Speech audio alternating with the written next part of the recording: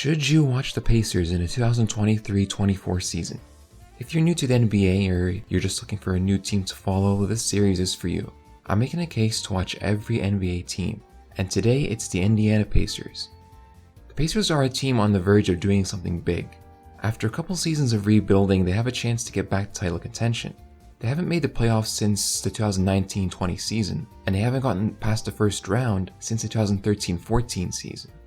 The 2022-23 season was supposed to continue the losing trend, with preseason odds expecting only 23 total wins. But the team, led by all-star Tyrese Haliburton, surprised everyone last year when their half-season record was 23-18.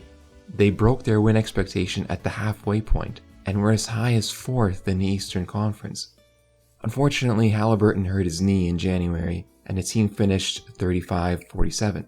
Still, the Pacers showed themselves as a team ahead of schedule. The question is, can they continue the momentum next season? Here's a look at why the 2023-24 Indiana Pacers will be worth watching. But first, let's set some expectations. The Pacers aren't winning a title this year. Instead, their goal will be to build on their last season. That of course means winning more games, but it also means that they have to figure out their starting lineup.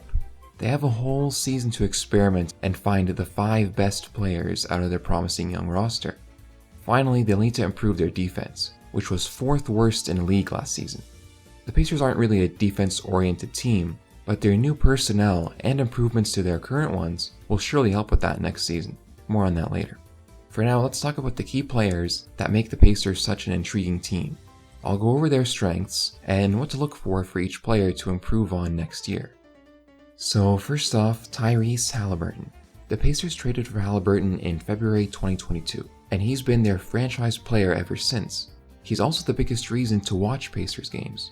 Haliburton plays fast and the team follows his lead.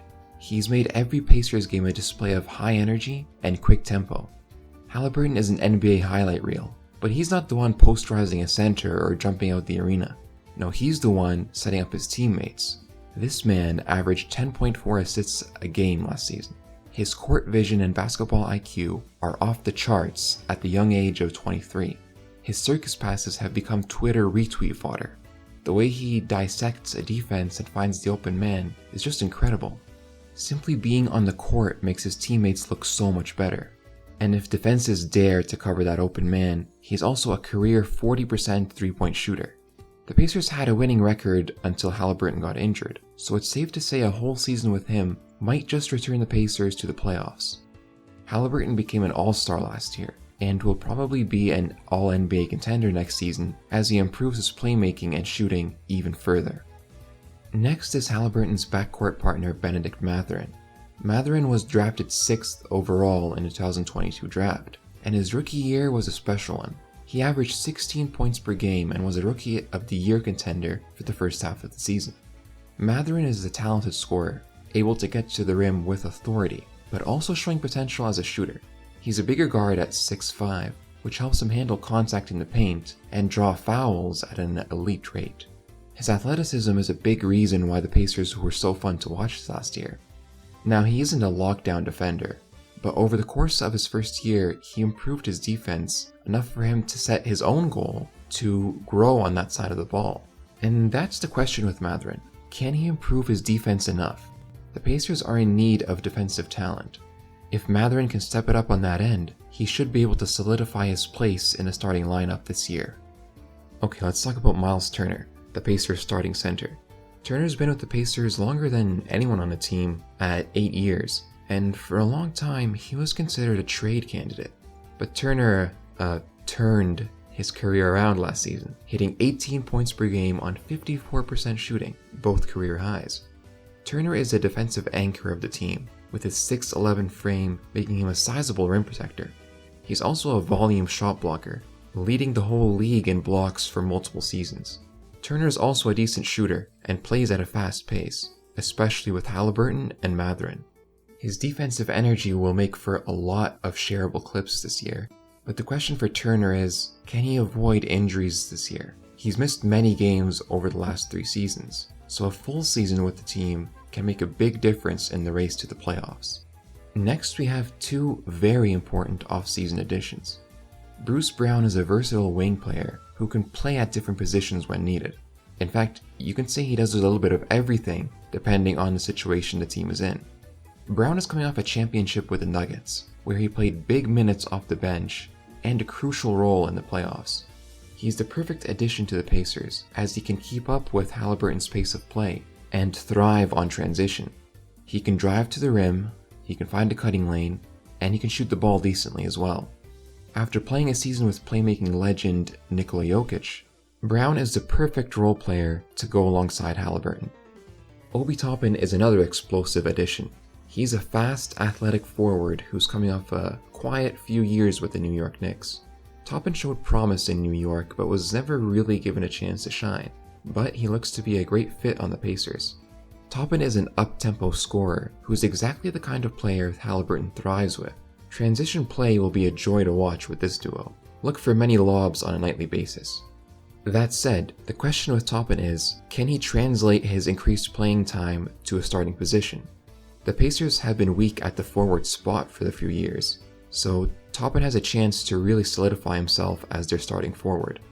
TJ McConnell is the Pacers' veteran backup point guard, who adds stability and leadership to this young, dynamic team. As a reliable scorer and playmaker, McConnell's experience is invaluable on such a young team. He might be traded due to Indiana's youth movement taking some minutes, but if he stays, McConnell will be a quality option off the bench, providing steady minutes and mentorship. Buddy Hield is a veteran wing player, and also a contender for the league's best three-point shooter. It seems like every shot Buddy makes is going in. He regularly shot the lights out last season, at 43% from the three-point line. With a playmaker as good as Haliburton, Hield has no issue getting open on this team. This year he'll be a key scorer off the bench, but look for him to be a difference maker in many games.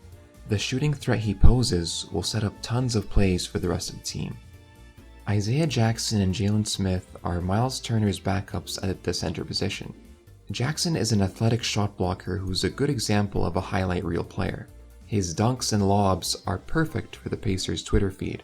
To go along with that, his solid defense gives him a good case to be the number 2 center. Look for Jackson to work on his jump shot next season. Any improvement on his shooting will make him much more versatile as an offensive threat alongside Haliburton. On the other hand, Jalen Smith's future is more unclear.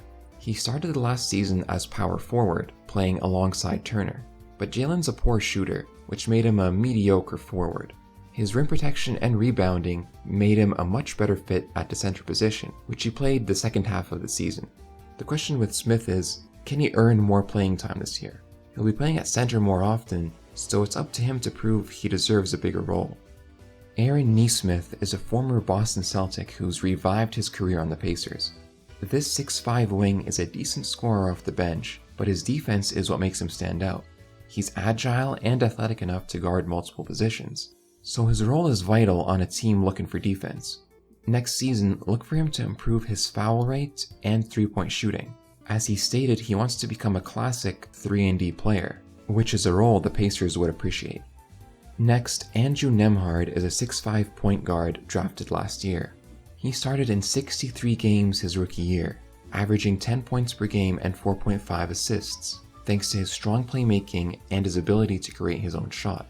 He has a strong foundation, but look for Nembhard to improve his three-point shooting, to make teams take him more seriously as he leads the bench units. Finally, we have this year's draft picks. Jarace Walker was drafted 8th overall and is set to make an impact on his team from day one. He's a natural power forward with fierce defensive ability. He can protect the paint, keep up with fast guards, and even block some shots. This was a no-brainer pick for the Pacers, who I've said before are weak at the forward position. And really, Walker is the perfect partner for Haliburton. The plays alone that these two will make are a big reason to follow this team. You'll really be able to see the start of something special with how well Walker will fit. Now, he won't start right away. He'll probably come off the bench for Obi Toppin, but his presence alone will give the team a shot in the defensive arm. This is Walker's first year, so expectations aren't sky high, but look for him to work on his offense throughout the season, specifically his mediocre free throw and three-point shooting. Sheppard was drafted 26th overall and is a solid addition to the team. He's a 6'5" shooting guard who does most of his damage from the three-point line. he'll get minutes off the bench just for that shooting alone. Alongside other shooters like Haliburton and Hield, Sheppard is yet another scorer for defenses to worry about. His game is a bit one-dimensional at the moment, but it's still a valuable role over the course of the long, regular season. As I mentioned before, the Pacers play a fast, athletic style of basketball. Transition scoring, creative playmaking, and a general focus on creating shots make this team an exciting one to support. Their lightning-quick pace, led by the electric Tyrese Haliburton, will lead to a lot of wins. This team is built to his strengths, with lots of exciting shooting and dominant paint scorers. Now, they're not winning at all, but I really do believe the Pacers can at least make the play-in, or even the playoffs. They're actually my personal dark horse of the Eastern Conference. And that's your intro to the 2023-24 Pacers. This team has the potential to surprise everyone next season. Their fast, exciting style of play, along with their roster full of potential stars, make them one of the most interesting teams this upcoming season. If you give them a chance, get ready to be amazed, because these Pacers are about to put on a show. Thanks for watching, and please like and subscribe if you want to see more.